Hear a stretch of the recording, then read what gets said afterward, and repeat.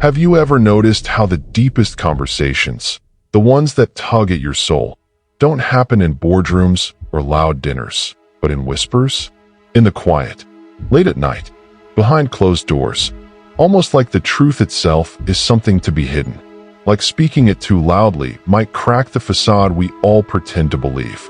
Start talking about life's biggest questions, what matters, why we're here, what's real, and suddenly people glance at their phones. Someone changes the subject. Another cracks a joke. It's like there's a hidden signal. This is too real. Back away. That reaction isn't random. It's part of a long-standing tension in human nature, the invisible tug-of-war between truth and comfort. And when forced to choose, most people pick comfort. Every single time. But why? Why does society instinctively recoil from those who think too deeply? The answer, if you dare to face it, reveals something unsettling. We don't fear being wrong. We fear being exposed.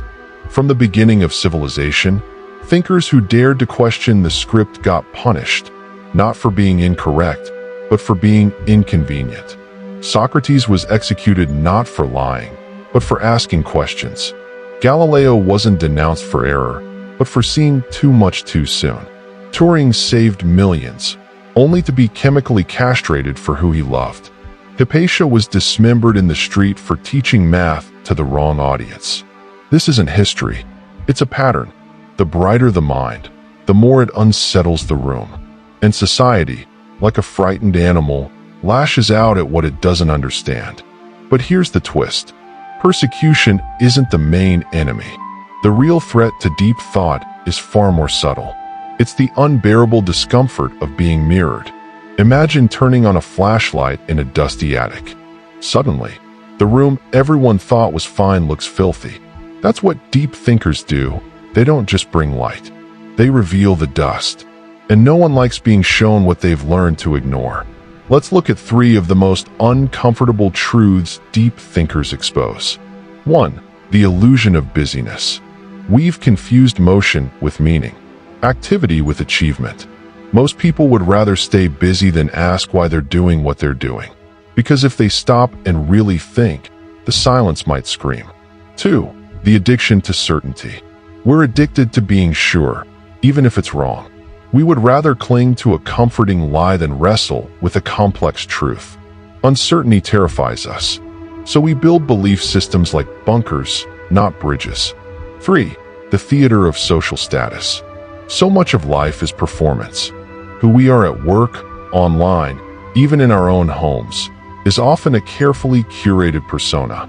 Deep thinkers threaten this play. They don't clap at the show. They ask why we're performing in the first place. This is why Nietzsche once said that all great things must first wear terrifying masks. Truth doesn't get rejected because it's false. It gets rejected because it's too real.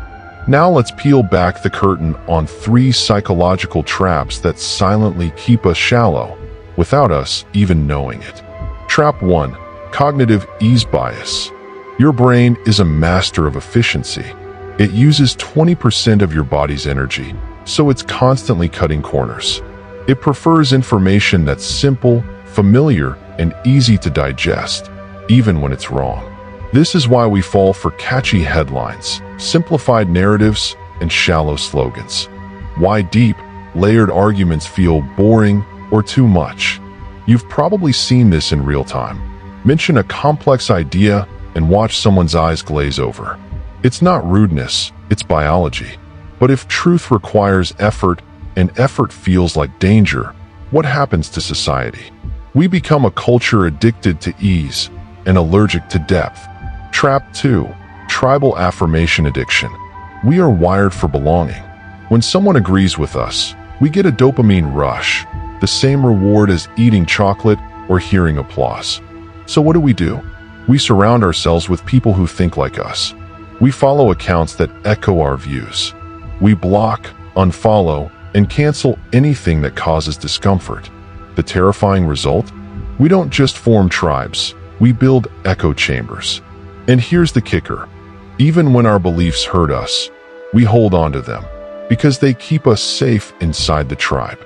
Truth becomes less important than being accepted. Trap 3.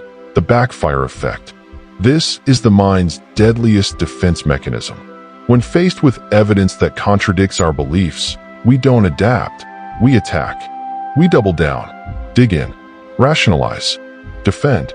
Paradoxically, the smarter you are, the better you are at protecting wrong beliefs. Intelligence becomes a fortress that traps the ego inside. And in that fortress, truth becomes the enemy.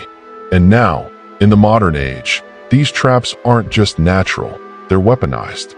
Social media exploits your need for validation, feeding you content you already agree with.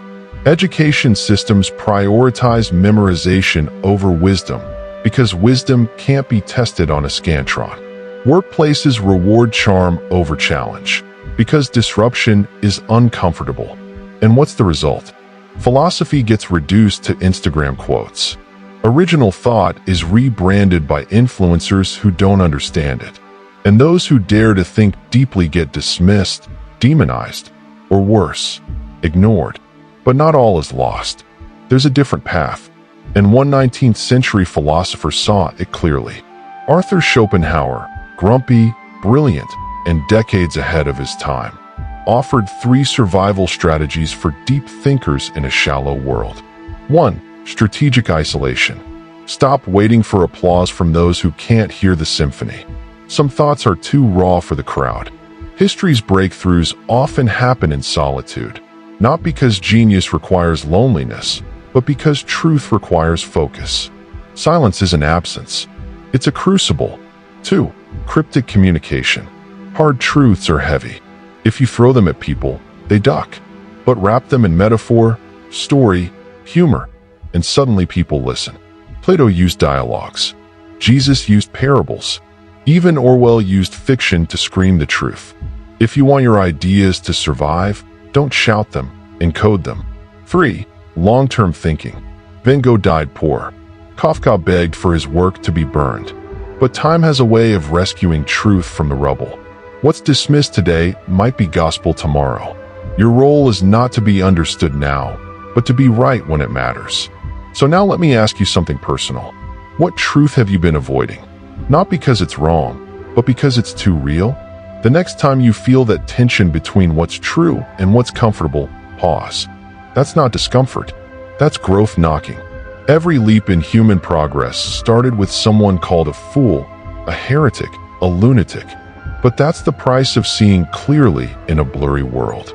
We don't need more influencers. We need more unfiltered minds. More people who sit with silence, who question loudly, who think when everyone else scrolls. The world doesn't need more noise. It needs more signal, more mirrors. Will you be one of them? If this stirred something in you, say so. Drop a comment. What's one truth you've swallowed that you're ready to speak? Let's start a conversation worth having. And if you're ready for more, subscribe. The next whisper might just change how you see everything.